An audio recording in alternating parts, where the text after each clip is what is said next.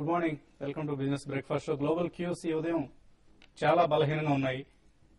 In fact last night Dow Jones, S&P 500, Nasdaq ఈ మూడు US market సంబంధించిన ఇండిసెస్ మూడు కూడా లోవర్ లెవెల్స్ ను టచ్ చేశాయి. సుమారుగా 1% కంటే ఎక్కువగా నష్టపోవడం జరిగింది. S&P 500 కీలకమైన 1040 లెవెల్ కంటే కూడా కిందకు వచ్చి 1030 దగ్గర క్లోజ్ అయింది. In fact this is one of the worst quarters. Second quarter ఏదైతే ఉందో ఇది one of the worst quarters for the US stock markets అంటున్నారు. ఈ క్వార్టర్లో డౌ జోన్స్ సుమారుగా 10% నష్టపోయింది. అలాగే S&P 500, నాస్డాక్ కూడా 12% వరకు నష్టపోవడం జరిగింది. అయితే మన మార్కెట్స్ ఆఫ్ కోర్స్ దీనికి చాలా విరుద్ధంగా వెళుతున్నాయి. ప్రస్తుతం గమనిస్తే SGX నిఫ్టీ సుమారుగా 60 పాయింట్ల నష్టంతో ట్రేడ్ అవుతుంది. 50 to 60 దగ్గర ట్రేడ్ అవుతుంది. కానీ నిన్న కూడా మనం గమనించాం, దాదాపుగా అన్ని ప్రపంచ మార్కెట్స్ ను మరోసారి మన మార్కెట్స్ అవుట్ పెర్ఫార్మ్ చేశాయి. ఫర్ ఎగ్జాంపుల్ మేలో మనం గమనిస్తే డౌ జోన్స్ సుమారుగా 1% నష్టపోయింది. S&P 500 -2.5%, నిక్కీ -1%. ఇలా అన్ని ఇండిసెస్ నష్టపోతే మన నిఫ్టీ సెన్సెక్స్ లు సుమారుగా అంటే మే నుంచి మనం గమనిస్తే, నాట్ ఇన్ మే బట్ మే నుంచి మనం గమనిస్తే మే జూన్ 2 నెలల్లోనూ మన నిఫ్టీ సెన్సెక్స్ లు 10.5% వరకు లాభపడటం గమనించాం. సో ఇండియన్ మార్కెట్స్ క్లియర్ గా వరల్డ్ మార్కెట్స్ ను అలాగే ఇతర ఏషియన్ మార్కెట్స్ ను అవుట్ పెర్ఫార్మ్ చేస్తున్నాయి. ప్రత్యేకించి నిన్న గమనిస్తే మనం మొదటి గంట ట్రేడింగ్ లోనే మార్కెట్ తేరుకుంది. ప్రధానంగా ఆయిల్ అండ్ గ్యాస్ సెక్టర్స్ లో సెక్టర్ బిగ్గెస్ట్ గెయినర్ గా నిలిచింది. మనం నిన్న బిజినెస్ బ్రేక్ఫాస్ట్ లో కూడా చెప్పడం జరిగింది, ఆయిల్ మార్కెటింగ్ కంపెనీస్ ను అలాగే up stream oil companies like ONGC కావచ్చు లేదా రిలయన్స్ ఇండస్ట్రీస్ లాంటి కంపెనీస్, ఈ కంపెనీస్ లో డిక్లైన్స్ లో ప్రతి డిక్లైన్ లో బై చేయండి అన్నాం. నిన్న మార్నింగ్ వీక్నెస్ లో బై చేసిన వాళ్లకు క్లోజింగ్ టైం కి 10 నుంచి 12% వరకు కూడా లాభాలు వచ్చిన వైనం అందరికీ తెలిసిందే. సో వాల్యూమ్స్ కూడా నిన్న సుమారుగా 1,00,000 కోట్ల రూపాయలు నమోదయ్యాయి. సో ఇదంతా మన మార్కెట్స్ కు తరలి వస్తున్న లిక్విడిటీకి నిదర్శనం. So don't go shorts in these markets, be always in the long side.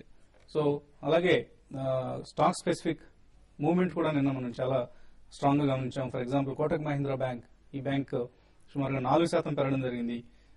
ఇందులో సుమిటోమో మిర్చి అనే జపనీస్ ఇన్స్టిట్యూషన్ సుమారుగా 4.5% స్టేక్ తీసుకుంటుందనే వార్తలతో ఈ స్టాక్ పెరగడం జరిగింది. అలాగే IFCI లాంటి స్టాక్స్ కూడా 7% దాకా పెరగడం గమనించాం. So Indian financial services sector కు రీరేట్ చేసి మరి బై చేస్తున్న FIS బై చేస్తున్న వైనం దీనికి మనం క్లియర్ గా కనిపిస్తుంది. అలాగే ఇవాల్టి కీలకమైన డేటా రాబోతోంది. జూన్ నెలకు సంబంధించిన ఆటో సేల్స్ వస్తున్నాయి. అలాగే సిమెంట్ నెంబర్స్ కూడా వస్తాయి. జూన్ నెలలో ఎంత సిమెంట్ డిస్పాచెస్ అయ్యాయి.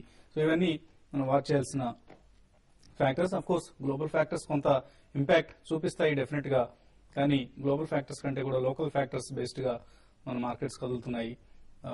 So both global and domestic factors ను వాచ్ చేస్తూ ఉండండి. అలాగే ఇతర స్టాక్ స్పెసిఫిక్ స్టాక్స్ విషయానికి వస్తే పుంజ్లాయిడ్, ఆర్కామ్, ఇన్ఫాక్ట్ అనిల్ అంబానీ గ్రూప్ కు సంబంధించిన అన్ని కంపెనీస్ లోనూ స్టిల్ ఇంకా స్టీమ్ ఉన్నట్లుగానే కనిపిస్తోంది. సో ఆర్ పవర్ కావచ్చు, ఆర్కామ్ కావచ్చు, రిలయన్స్ క్యాపిటల్, ఇటువంటి స్టాక్స్ ను వాచ్ చేయండి. అలాగే ఆటో నెంబర్స్ వస్తున్నాయి కాబట్టి M&M లాంటి స్టాక్స్, అలాగే రియల్టీలో specific stocks like Arvind limited లేదా అనంతరాజ్ ఇండస్ట్రీస్, ఇటువంటి కంపెనీస్, ఆర్బిట్ కార్పొరేషన్, అలాగే సుప్రీం ఇన్ఫ్రా స్టాక్ ఈ మధ్య మనం విపరీతంగా పెరగడం గమనించాం.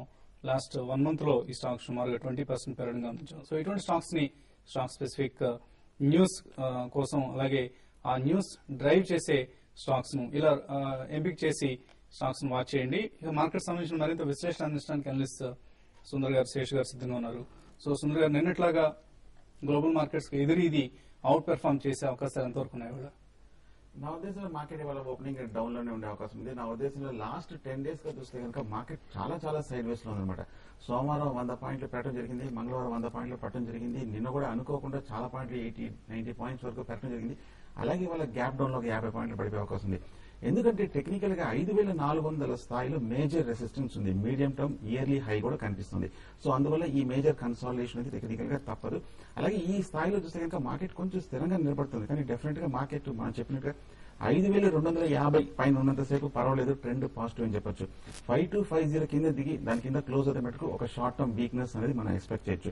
నిన్న మార్కెట్ ప్రధానంగా పెరగడానికి చూస్తే కనుక డౌ 60 పాయింట్ల ప్లస్ తో ఉంటుందని ఫ్యూచర్స్ ఇండికేషన్ ఇవ్వడంతో హెవీ షార్ట్ కవరింగ్ తో పెరిగింది. నా ఉద్దేశంలో అయినా ఈ కన్సాలిడేషన్ ఫర్దర్ కొనసాగే అవకాశం ఉంది. ఇంట్రాడే కనుక 5300 కింద కనుక దిగి కాసేపు ట్రేడ్ అవుతే కనుక షార్ట్ పొజిషన్ తీసుకొని ఎమ్మడే 20-30 పాయింట్స్ లో టార్గెట్ లో క్లోజ్ చేయొచ్చు.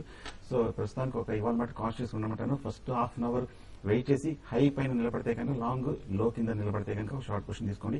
5250 కింద ఫర్దర్ వీక్నెస్ వచ్చే అవకాశం కనిపిస్తుంది. ఓకే అండి. అలాగే ఎఫ్ఐఎస్ నుంచి మనం ఇప్పటికీ ఇంకా బయింగ్ భారీగా ఉండడం గమనిస్తాం. సో నేను కూడా వాల్యూమ్స్ భారీగా జరిగాయి. సో ఇదంతా మనకు ఉన్న కంఫర్టబుల్ లిక్విడిటీ పరిస్థితిని ప్రతిబింబిస్తుంది. సో ఈ లిక్విడిటీ ఫ్లోకి ఏదైనా అడ్డంకులు వచ్చే అవకాశాలు ఎంతవరకు కనిపిస్తాయి?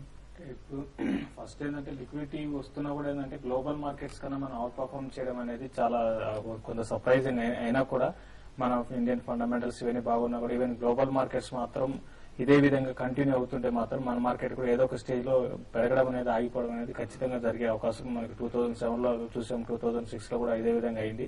అయితే ఎంతవరకు ఆ లిక్విడిటీ వచ్చినా కూడా మన మార్కెట్ లాస్ట్ 1 వీక్ నుంచి కూడా ఎఫ్ఐఎస్ కొంత అంటే నిన్న ఫిగర్స్ చూస్తే ఎఫ్ఐఎస్ నెట్ సెల్లర్స్ ఉన్నారు. నిన్న ఫీచర్స్ లో తర్వాత ఈక్విటీలో స్టాక్ ఫీచర్స్ లో నిఫ్టీ ఫీచర్స్ అన్నిటి కూడా నెట్ సెల్లర్స్ ఉన్నారు. ఒక రోజు ఒక బయింగ్ చేస్తున్నారు, ఇంకో రోజు సెల్లింగ్ చేస్తున్నారు.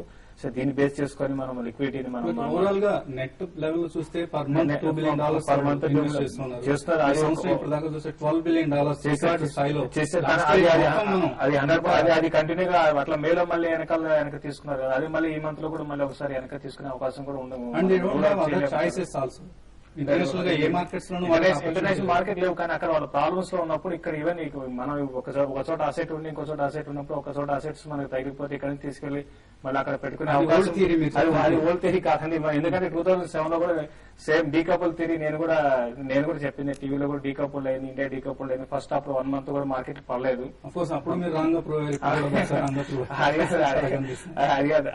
దాన్ని తెలుసుకుంది ఏంటంటే మొదట్లో మాత్రం మన మార్కెట్ పెద్ద చాలా స్ట్రాంగ్ ఉంది. 2007 లో కూడా 1 మంత్ 2 మంత్ గ్లోబల్ మార్కెట్స్ అన్ని కూడా 10% పడలేదు. ఆ తర్వాత లాస్ట్ 2 months నుంచి మార్కెట్స్ చాలా నెగిటివ్ గా ఉన్నారు, కానీ మార్కెట్స్ మార్కెట్ లాస్ట్ మేలో మాత్రం బాగానే కరెక్ట్ అయింది. కానీ ఇక్కడ నుంచి మాత్రం మార్కెట్ పెద్దగా పెరిగే అవకాశం అయితే నేనైతే అనుకోను. 5350 అబోవ్ మాత్రం మార్కెట్ సస్టైన్ అయ్యే అవకాశం మీకు కనపడలేదు. ఇంకా క్వార్టర్ రిజల్ట్ ఉన్నాయి, ఇవన్నీ ఉన్నాయి కాబట్టి జూలైలో మాత్రం ఎంతో కొంత కరెక్షన్ వచ్చే అవకాశం ఎక్కువ ఉందండి. ఓకే అండి. సో శేష్ గారి ప్రెడిక్షన్స్ రాంగ్ అవ్వాలని అందరం ఆశిద్దాం, మార్కెట్స్ భారీగా పెరగాలని ఆశిద్దాం. ఫస్ట్ కాలర్ కొవ్వూరు నుంచి రమేష్ బాబు లైన్ ఉన్నారు. రమేష్ గారు, హలో. హలో, చెప్పండి రమేష్ గారు. Good morning sir. Good morning, చెప్పండి రమేష్ గారు. టిఎన్పిఎల్ ఓకే అండి. కేపీఐటీ అండి.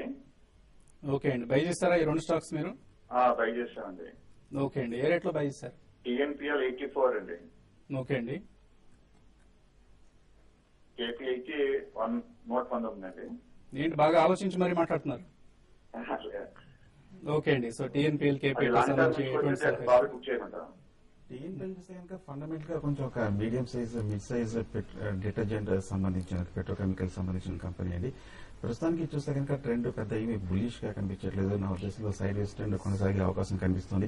అలాగే లాస్ట్ 1 మంత్ గా చూస్తే కనుక 17 రూపీస్ నుంచి 23కి వచ్చి కొంచెం ఒక short term over bat position వచ్చింది. మీరు హోల్డ్ చేయండి. ప్రస్తుతానికి 23 పైన నిలబడితేనే ఫర్దర్ అప్ నుండి మనం ఎక్స్పెక్ట్ చేయొచ్చు. అలాగే కేపీఐటీ గురించి అడిగారు. టెక్నికల్ గా చూస్తే కనుక సాఫ్ట్వేర్ ఇండస్ట్రీ అన్ని పెరిగినట్టుగానే కేపీఐటీ కూడా పెరుగుతూ వస్తుందన్నమాట. ఇన్ఫాక్ట్ లాస్ట్ 1 మంత్ లో చూస్తే 85 నుంచి 140 వరకు బాగా బుల్లిష్ గా కూడా పెరగడం జరిగింది. నా ఉద్దేశం ప్రస్తుతానికి హోల్డ్ చేయండి. కాకపోతే 140 అంటే ఇయర్లీ హై దగ్గర ఉన్నమాట. ఇక్కడ కొంచెం మేజర్ రెసిస్టెన్స్ కనిపిస్తుంది. ఏమాత్రం 135, 140 పైన నిలబడితే కనుక బుల్లిష్. అలాగే కరెక్ట్ గా 125 కింద దిగితే మటుకు షార్ట్ టర్మ్ వీక్నెస్ కనిపిస్తుంది. 125 కింద షార్ట్ టర్మ్ ప్లేస్ మటుకు ఎగ్జిట్ అవడం మంచిగా అనిపిస్తుంది. ఓకే అండి. నెక్స్ట్ కాలర్ శ్రీనివాస్ వైజాగ్ నుంచి లైన్ ఉన్నారు. శ్రీనివాస్ గారు, హలో. చెప్పండి శ్రీనివాస్ గారు. సార్, నా పేరు మదన్ శ్రీనివాస్ అండి, వైజాగ్ నుంచి అండి. చెప్పండి మదన్ శ్రీనివాస్ గారు. నా పేరు మదన్ శ్రీనివాస్, వైజాగ్ నుంచి అండి. చెప్పండి సార్. నేను జయప్రకాష్ అసోసియేట్స్ మీరు చెప్పినట్టుగా 116 లో తీసుకున్నానండి. ఓకే అండి. అది ఇప్పుడు 128 ఉంది. ఏం చేయమంటారు సార్? అదే తీసేనా లాంగ్ టర్మ్ లో ఉంచుకోమంటారా? సో ఆయన 116 లో బై చేశారు. ఈ ప్రైస్ లో ఎగ్జిట్ కావచ్చు? చూడండి, లాంగ్ టర్మ్ కి అయితే మాత్రం మీరు హోల్డ్ చేయమని చెప్తానండి. మీరు ట్రేడర్ ఒక మళ్ళీ 10 రూపాయలు పెరగంగానే మళ్ళీ మీరు ఏం చేయాలి అని అడిగితే మాత్రం మీరు ట్రేడర్ కాకుండా అనుకుంటున్నాను నేను. ఒక ఇన్వెస్ట్ అయితే మాత్రం మీరు లాంగ్ టర్మ్ బై చేసి మళ్ళీ 10 రూపాయలు పెరగంగానే దాన్ని ఏం చేయాలన్న క్వశ్చన్ అడగకూడదండి. డెఫినెట్ గా ఇది మీకు ఇన్వెస్ట్మెంట్ కి అయితే హోల్డ్ చేయండి. ఇది 145 to 150 రూపీస్ పెరిగే అవకాశం ఉంది అట్లీస్ట్ 3 నెలల్లో. ఇంకా మీరు హోల్డ్ చేయగలిగితే మాత్రం లాంగ్ టర్మ్ మాత్రం ఇది 200 రూపీస్ దాకా టార్గెట్ చెప్పుకోవచ్చు. 1 year 2 months కి డెఫినెట్ గా హోల్డ్ చేయమంటారు. షార్ట్ టర్మ్ మాత్రం